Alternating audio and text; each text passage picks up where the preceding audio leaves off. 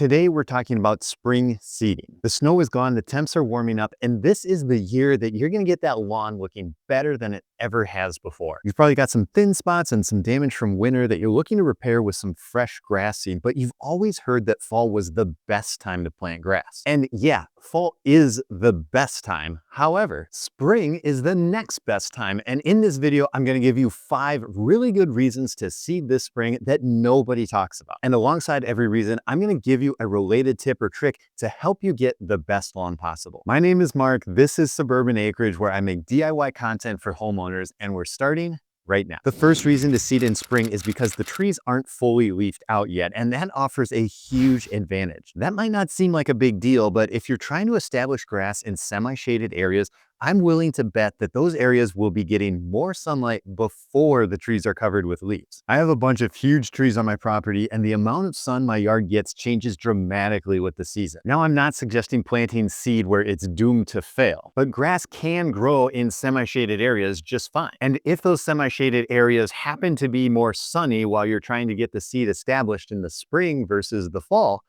all the better. The pro tip to go along with that reason is that grass type matters, especially in shaded areas. For cool season grasses, the fescue varieties tend to do the best with shade. Any bag of seed that is labeled as shade mix is going to have all kinds of fescue in it. From there, the turf type tall fescue comes in next with a decent shade tolerance, but sun is fine too, and it's highly versatile, which is why it's my favorite grass type. Then your perennial ryegrass and your Kentucky bluegrass kind of come in next, and those grass types really prefer sun over shade, so be careful with those guys. If you're looking for an all-around sunshade grass seed recommendation, well, I've got 3 for you. If you're just trying to get something to grow or are mostly concerned with erosion control, then for the money, Kentucky 31 cannot be beat. It's on the low end of quality. It doesn't necessarily look the best, but hey, it's grass, it's super durable, it's practically bulletproof, so why not? For a mid-level grade seed, check out Black Beauty Ultra. Great blend of quality and value, and I've used this stuff for years with great results. If you want the top tier stuff, my buddy Jesse just started a grass seed company, and he's got some of the darkest, greenest grass type varieties in existence. Really high end, best of the best grass seed coming from Night Shift. Okay, the second reason to seed in the spring has to do with the overall weather generally being wetter. It's true, spring is more likely to be filled with rain than fall, and that means less watering on your part while you're getting your little grass babies up and running. We've all heard the silly phrase of April showers bring May flowers, but it's very real, and checking the forecast can often show a chance of rain every single day. Okay, the pro tip that goes along with this reason is to not rely on weather alone to get your seed going. You need constant moisture in the early days of getting the grass to pop up, and the weather is unpredictable, so definitely have irrigation in place. Also, if you have in-ground irrigation sprinklers, which I'm very jealous of because I don't, you don't want to run those things constantly saturating your whole yard if you're only seeding a small section. That's where sprinklers come into play, and here's how to set them up for success. First and foremost, use a timer to automate the process. Don't go thinking, oh, I'll just water it by hand when I get home from work every day. No, you won't. Plus, the new seed needs frequent watering, so even if you got up early and did it before work and you were consistent enough to do it every day after work, it still wouldn't be enough. I like the Orbit ones as a solid choice, and I've been using these bad boys for years with very minimal issues. The downside of the Orbit ones is that you can only water every 6 hours. Now, with these rain point timers, you can water even more frequently, so I like those better than the Orbit ones in that case. Either way, just set up your sprinklers, program your timers once, and then you're good to go, and you can always skip a session if you get rain naturally. The third really good reason to seed this spring has to do with animals, specifically squirrels. Now, I despise squirrels in general, but I really dislike them in the fall because they've wrecked many of my seeding projects. Real talk, I looked out my window one time last fall and saw 7 squirrels at one time in my front yard. They were just chilling, happily digging away. They're fast too. I actually tried to sneak up on a few, and yeah, no, they're pretty quick. Well, they're faster than me, which doesn't take much. They know winter is coming, and during the fall, they're busy digging and storing food and getting fat for winter. Squirrels can wreck a fresh seeding project in a matter of hours. Check out this newly seeded area that got absolutely lit up by these dang critters. There is way less pressure from wildlife during the spring because these stupid squirrels aren't going crazy ripping up every inch of your yard. So even if you're seeding in the spring, there's always a slim chance that the wildlife will interfere with your seeding project. And that's why this pro tip has to deal with motion sensing sprinklers. Check out these bad boys. They are awesome. Squirrels do not like to get wet, and they don't like being surprised and scared either. These sprinklers do it all, and when they get triggered, they help to water your seeded area, so that's a double benefit. Just insert into the ground with a spike like a standard sprinkler head, then you aim the motion sensor to protect the area you just seeded and connect a water source, and you're good to go. Now, a lot of tough guys are gonna say, oh, I just get a pellet gun. Really? You have time to sit on your porch cosplaying Navy SEALs all day while you watch over your grass? I bet you at least take breaks to eat. Navy SEALs? More like gravy seals, am I right? SEAL Team 6.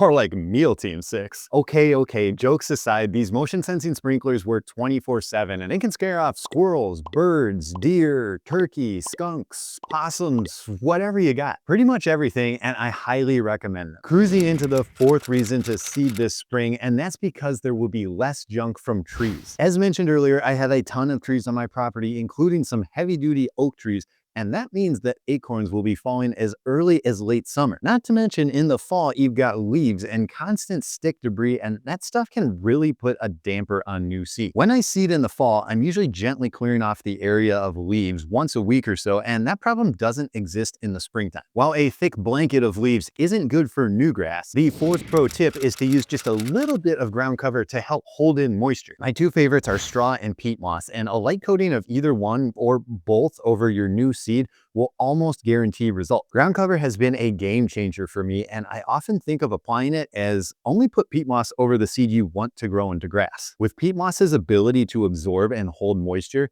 you'll be watering less often for a shorter duration, and that translates to less water and cost overall. The fifth and final really good reason to seed this spring is to repair damage from winter. I'm in Minnesota, and snowplows can really do a number on the edges of your lawn, and all those dirt piles need to be raked and smoothed out, and sometimes a little bit of fresh seed added if the damage is really bad. It wouldn't make sense to wait all year for the fall to fix damage like that, so springtime it is. It'll be back and looking good in no time. The fifth pro tip is that if you are seeding this spring, do not use pre-emergents to prevent weeds. Pre-emergents soak into soil and they create a barrier that prevents new growth from coming up, and it works great on common weeds like crabgrass. But if you use it, you'll also prevent your seed from growing into strong, healthy grass. To identify pre-emergent products, look for labels that contain prodiamine or dithiopure, because those are probably the most common. Or anything that talks about preventing crabgrass on the bag. Pre-emergents are really popular in the springtime, and everybody will have them out on the floor in huge quantities as people are buying it up. But if you're planning on seeding, then you are on a different schedule and you'll want to skip those products for now. All right, I got a bonus tip for you real quick. It's not one of the main reasons, it's an extra reason that has nothing to do with lawn care, and that's just the mentality of the season. You're coming out of winter, you're excited, the grass is starting to green up, and you're like, this is the year, this is my year to really take hold of my lawn,